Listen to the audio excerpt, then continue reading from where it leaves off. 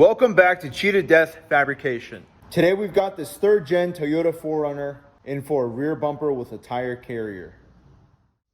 For this bumper, we're going for a low profile style build, basically gonna replicate the shape of the bumper with the exception of this corner where the spindle for the tire carrier is gonna be. As always, first things first, let's remove this bumper. I'm gonna start with taking these bolts off right here and then work my way around all the way to the other side.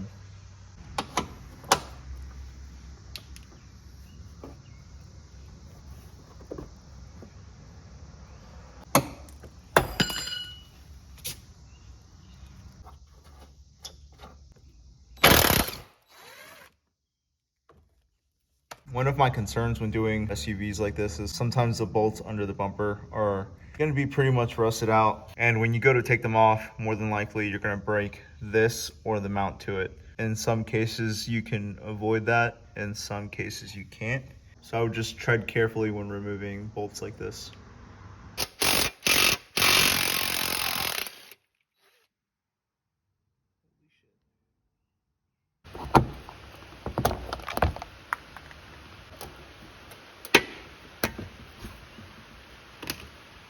So by taking off the mud flap, we see that we have a bolt here and a bolt right here to take off too.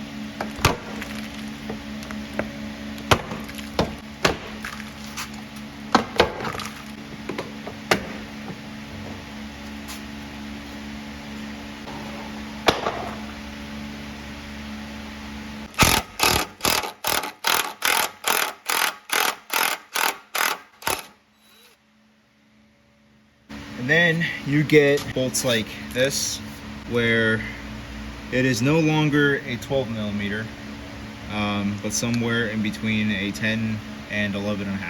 I'm gonna try to fit an 11 on here. Hopefully the bite is strong enough to get this out. If not, I'm gonna have to take the grinder and cut off the top of it. And same with this one, this one, this one. And this one doesn't look too bad, so hopefully we can keep that one.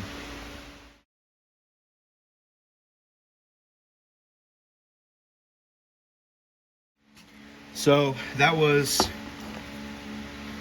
a 10 I tried to fit on there, and it ended up just grinding the entire thing down into a circle. So I'm gonna take the grinder to this one, and the other two, and we'll go from there.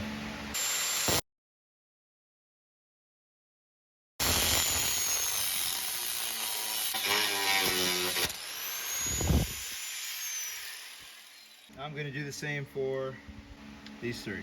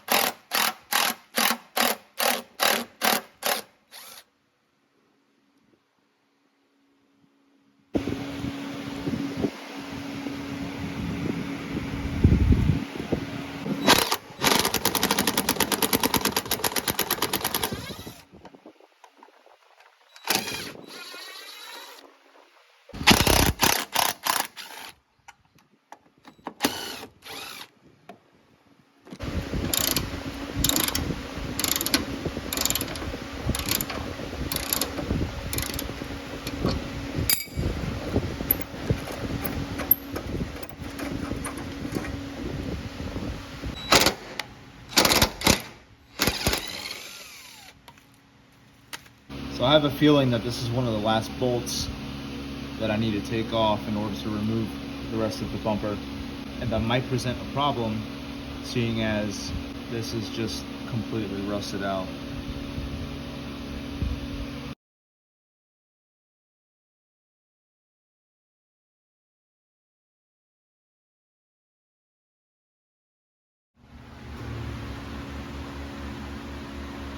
So, as you can clearly tell, this bumper's been a pain in the ass. So what I'm gonna have to do is cut off this section right here. All of that loops together, ties in. I'm not gonna need any of that anyways, because the bumper's gonna be mounted to the actual frame rail.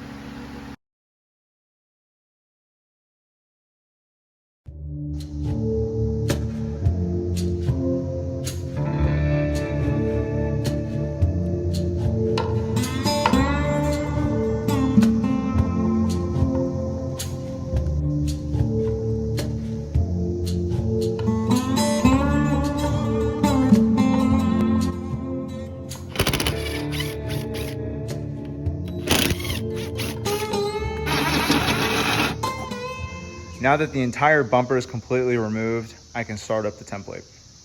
It kind of goes without saying that you really don't want to remove a bumper this way, unless you absolutely have to. In this case, we have an older Toyota that is in very good condition, with the exception of the inside of the back bumper. But when you get into older SUVs, you can expect rust. Now we can start the actual template for the rear bumper.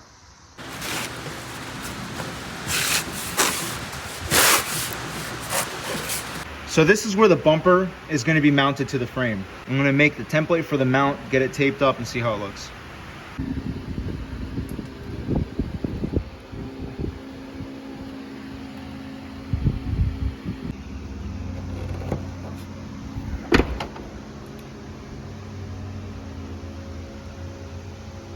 So one minor adjustment I made to this template just a few moments ago. I had this mount go all the way back here, and had we kept that, there would have been no room for the actual swing arm. I just extended it out to here. I'm gonna modify this design right here and just make it come out.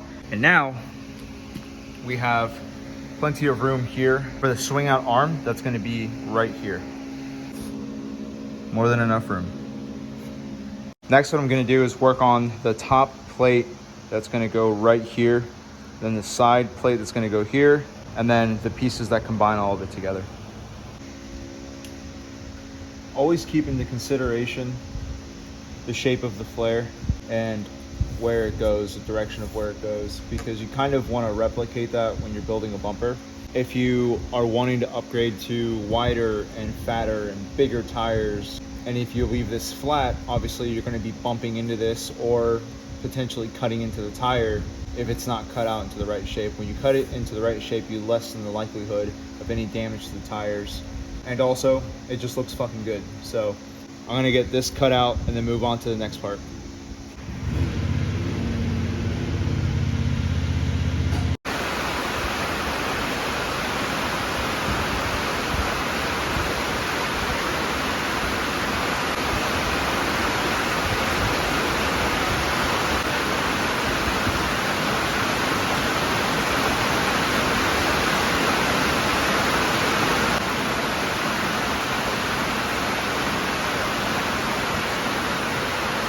So far, what I've done is modified the design in a few places. I think I'm really digging how this looks. The only thing I'm gonna have to do is add more material here. Bring in this cut right here a little bit further up, and then add about 1.5 inches right here. As far as the swing arm goes, for this one,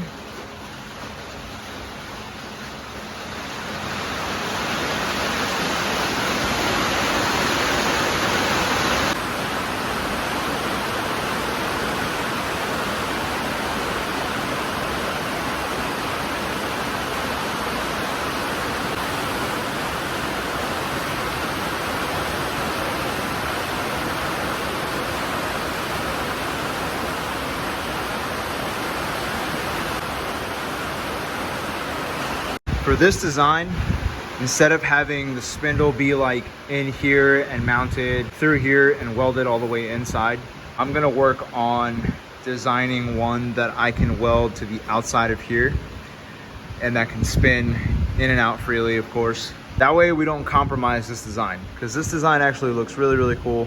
Looks really good. It fits this 4Runner perfect. So basically what I've done here is taken all the original pieces from the template, all these small pieces that I taped up, marked all of them together as if it were a complete piece. That way I have one entire piece right here.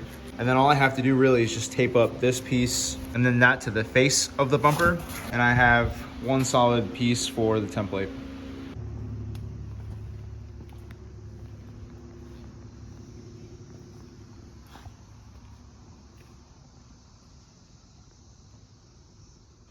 So here's the completed template for the 4Runner bumper. You might be asking yourself, why? Why go through all this trouble? Why even make this or make something like this when you're just gonna have to redo it? Why go through cutting all this cardboard? Why go through wasting all this tape? Just why? For me, it's very important to make sure that I have everything dialed in and correct at this part of the process, rather than having to do so when it comes time to fabricating it out of steel. If there are small modifications that I need to make here and there, it's gonna be a lot easier and a lot quicker for me to do so with this as my material versus steel.